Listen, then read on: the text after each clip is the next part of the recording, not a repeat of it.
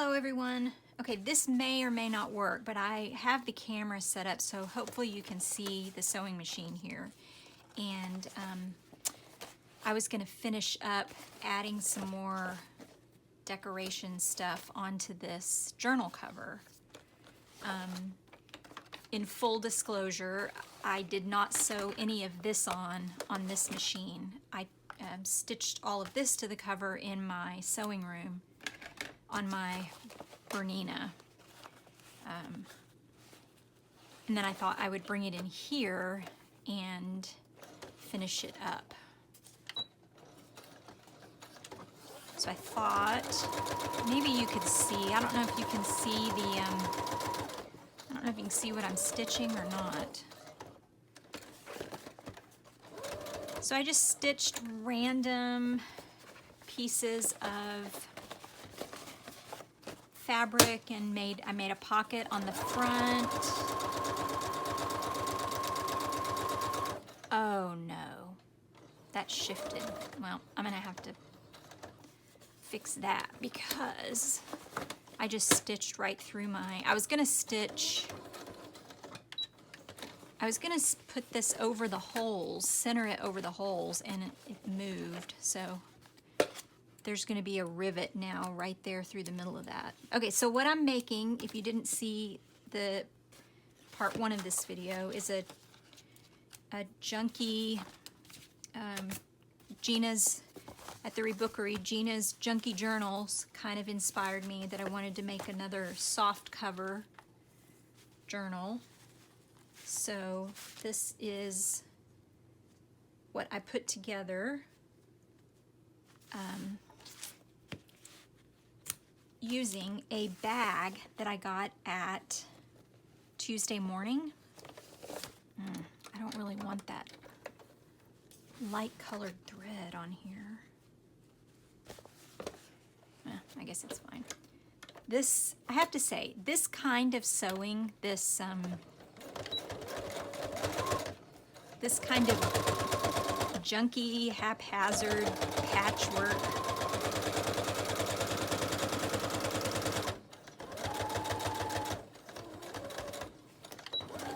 it's a little bit tough for me. Because the reason I had to take this in the other room was because I had to iron all of this fabric before I put it on, because I can't sew with wrinkly fabric. It goes against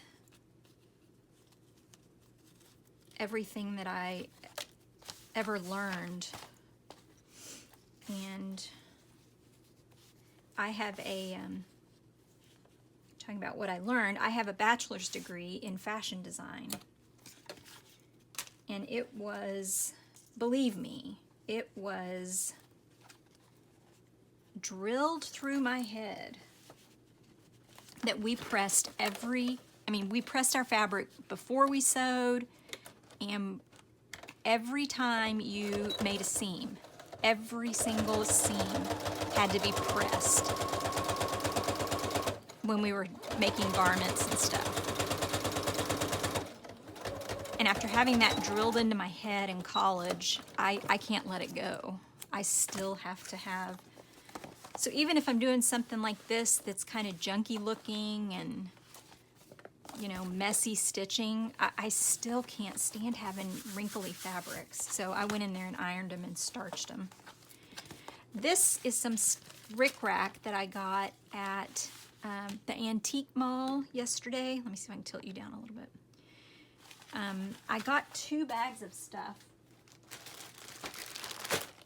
yesterday for $1 each. This is about all I think I have in here that I want to use on this. The rest is mostly seam binding and hem facing and seam tape and elastic. So I was going to see if there was anything else I wanted to put on it. And then I thought I could put one of these. You know, I should work with some of these zippers. Well, I should put like, because I got all these zippers for $1. I should put one of these on my journal to like open up into a pocket. Maybe I should do that. Maybe on the front of a journal. I don't know. So that it would unzip and then you could put stuff inside there. Okay, maybe we'll do that in another project. There's no reason to put it on here because it doesn't, if you unzip it, it doesn't go anywhere. So I don't necessarily want it on here, but it would be a good, that would be a good project. And then I also, I honestly, I just like these older packages too. I can use all those in my journaling. Okay, so I think, let's see, and then I've got this basket O trim in here.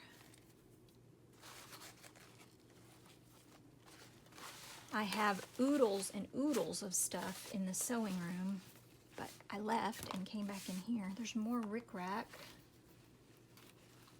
Maybe some of this would be cute. Let me find a place to put some of this. This yellow. Right there.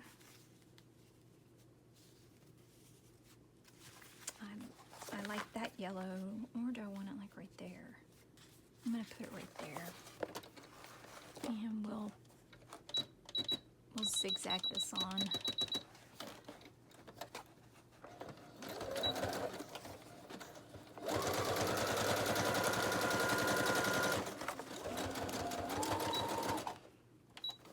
It's not easy for me to sew in here because whatever I'm sewing on, it bumps into things. Like I have my computer, my laptop is set up right here in front of me, and so as I stitch, everything bumps into something, and it isn't ideal.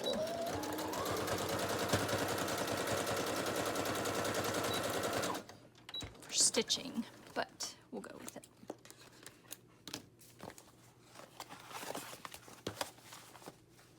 So I'm liking the way, I wanted to leave some of this exposed because this print is actually what made me pick up this bag in the first place. If it hadn't been for that print, I wouldn't even have looked at it.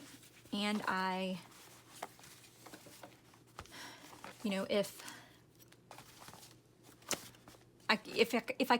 I were to cover it completely, then there would be, I could have just used a plain piece of paper. So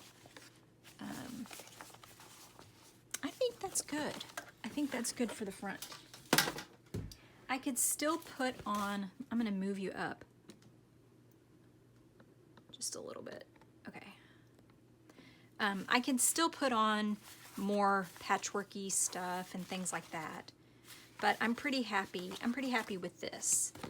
So here's what I did. I just stitched all of this onto the cover, and now I think what I'll do is cover the inside of this, collage on the inside, and then I'll fold these in, maybe even stitch this down. I want to stitch something across the top and the bottom, and then I'll be ready to put something in it. The other thing I thought about, I got these on clearance at Hobby Lobby the other day, and they're brads. They're cute little trinket brads. So I thought this might be cute to put some of these on here, and especially if I did it now to where the whatever I put on the back side would cover up the brads. But I thought I might put a couple of these on here because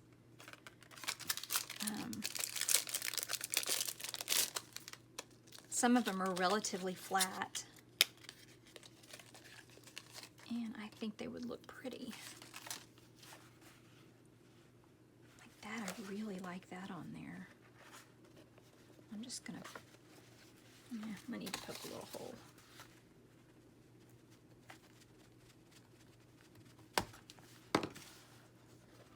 So I'll put that little cameo there, which I think looks good with that with that black and white. And then I stitched this piece of this antique lace on there too.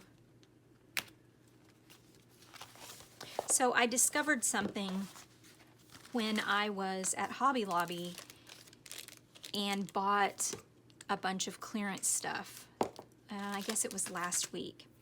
You know, sometimes I'll see videos on YouTube or wherever, and people show you what they got on clearance at Hobby Lobby. And you're like, oh my goodness, I want that. So then you go to Hobby Lobby and there's nothing.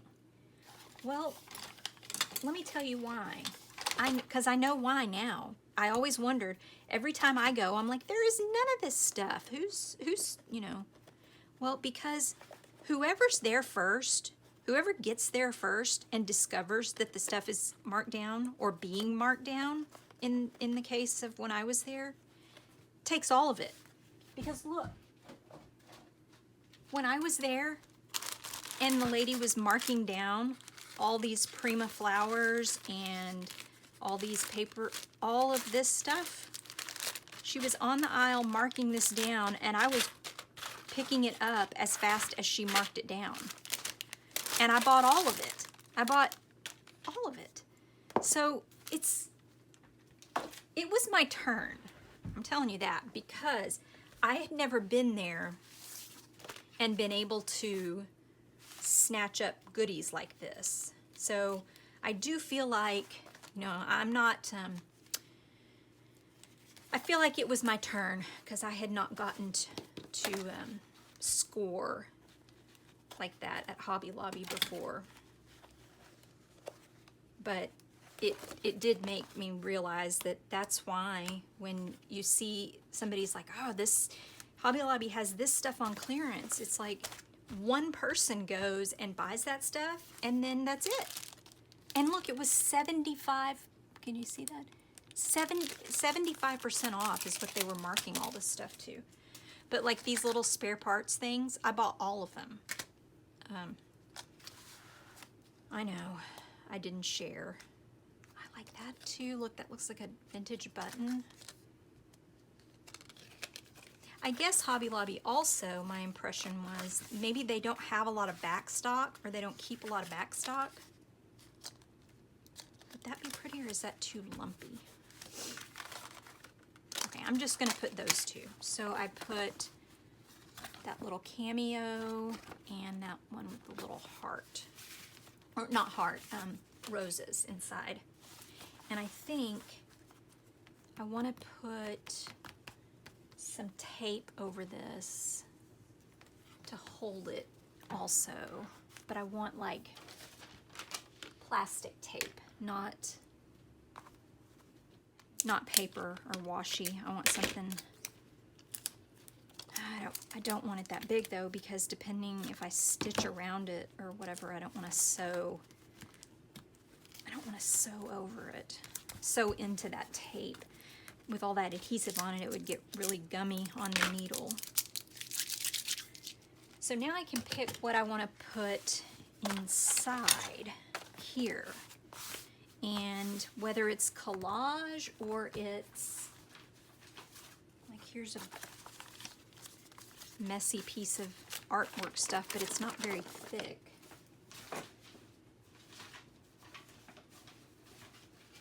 So I need to figure out what I can put in here. Okay, I'll be back. Okay, here's what I think I'm gonna do. I have 2 of these books, 50s Fashion, Pepin. I have 2 of these that I got at look at that fabric, that I got at Half Price Books. And I think, it's not terribly thick, but it's fairly thick. I think I'm gonna take 2 of these pieces of paper and make the inside for this. Out of a couple of pieces of these. Oh, look at that one. Ooh, do I want to tear this out? Oh, it kind of makes me sad.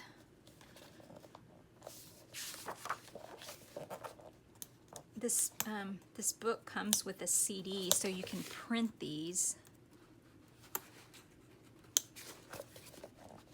too late now. I tore it up.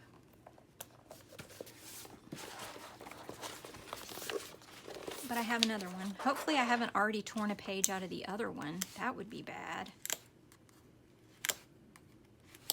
If I have two of them and then I tore both of them up, I guess I should have checked before I started ripping this. Okay, I love this.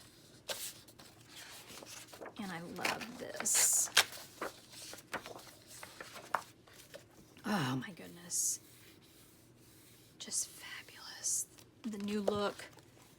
Christian Dior in the 40s and 50s. Oh, that's my favorite. Favorite.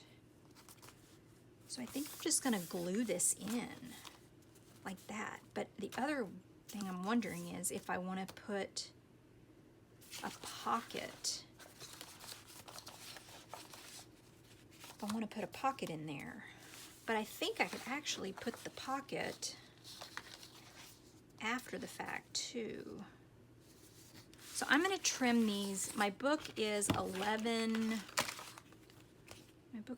inches tall. I'm going to trim these just shy of 11 inches tall. And then I'm going to put them in here like this. And I don't know if I want much overhang. I kind of don't think I do. So I think what I'll do is put this one in first. I'll glue this one in first, and it won't go all the way to the, I don't want this spine to bulk up too much, so I'm going to trim that off.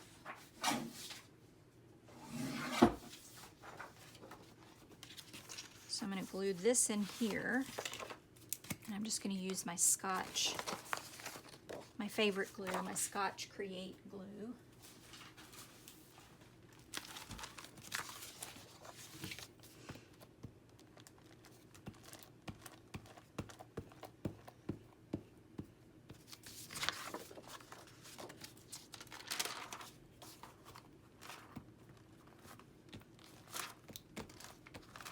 Cover it fairly well. And then try and center it top to bottom on here.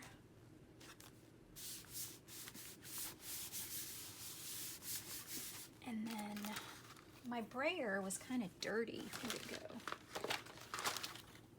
I don't even see it now. There it is. I don't want it to get it dirty, but probably because this is the same brayer that I use for actual block printing for ink and stuff. But I love this hard. I have some soft brayers, but I love this hard brayer. Yeah, see, it's kind of getting it dirty. Okay, I like that. There's the back, and that gives it a lot more strength. And then I will kind of stitch through this. I'm definitely going to stitch at the top and the bottom. And then this piece, when I glue this in, I'll let it overlap the spine at the spine, so I have one more thickness there at the spine.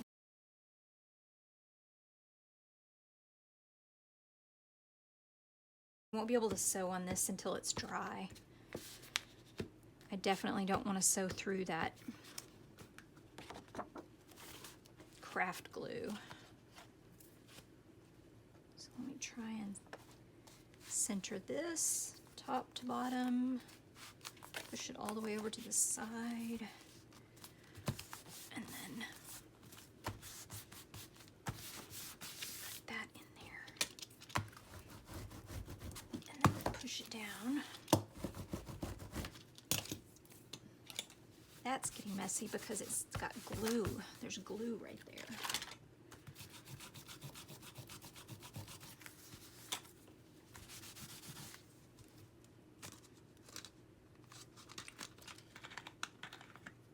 Gonna have to improvise here.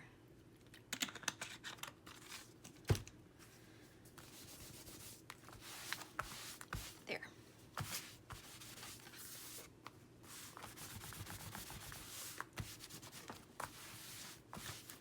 I don't always use my drinking water.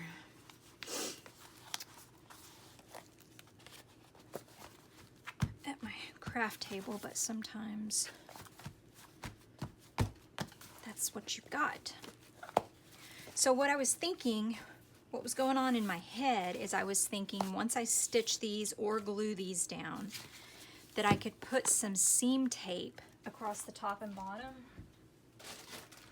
Or, I mean, I could stitch a piece of fabric over it. Oh, there's a dark green.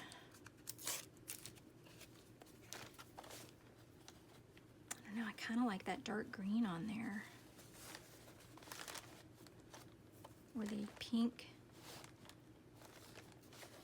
I think I like the dark green. I was so excited about this bag o' goodies for $1. So this I'll put at the top and bottom. I'll stitch that once it's dry. It's just about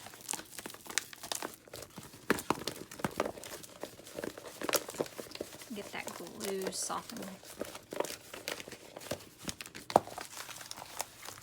I guess it's just going to be creaky. I think the more I use it, the less creaky it will get.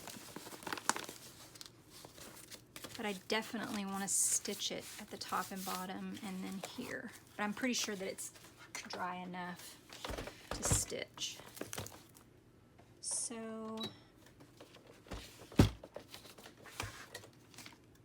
I'm just going to stitch this flap where the what was the top of the bag. I'm just going to stitch that down.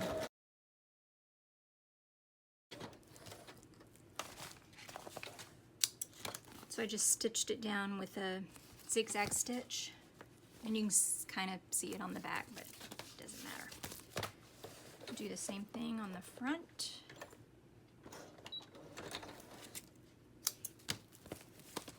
Okay, so there's that. And then I wanted to put that seam binding across the top. And since I've got that dark green thread in my bobbin right now, I think I'm going to stitch it on from the back side, from this side, or the inside of the folder, and that way it will it'll just be solid green on the outside. So I'm going to cut this seam bind, or this bias tape. This is double fold bias tape. I'm going to cut it a little longer than I need it, and then I'm going to fold the end under. Got paint on me.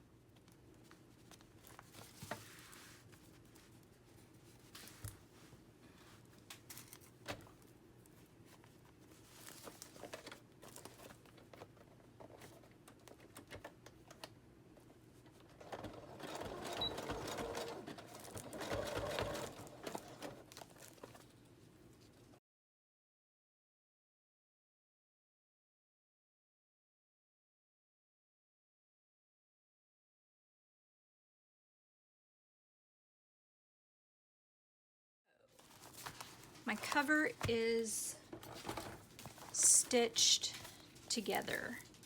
This is what I ended up with. It's got a little pocket on the front right there. It still sounds kind of creaky from where I glued this paper in, but it may not always sound like that. I don't know. I'll probably go iron this bias trim. And normally, I mean, with clothing, oh, I would take such care to make sure that was perfect, but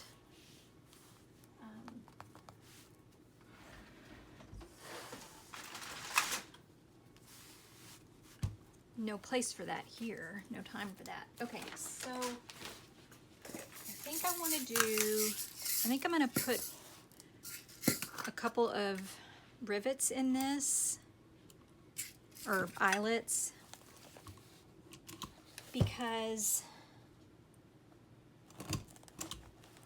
I want, one, because I made holes. I mean, I covered up the holes, so I need to go back in and clear those holes out. not very happy that I stitched over those holes there. But let me put these, clear out the holes.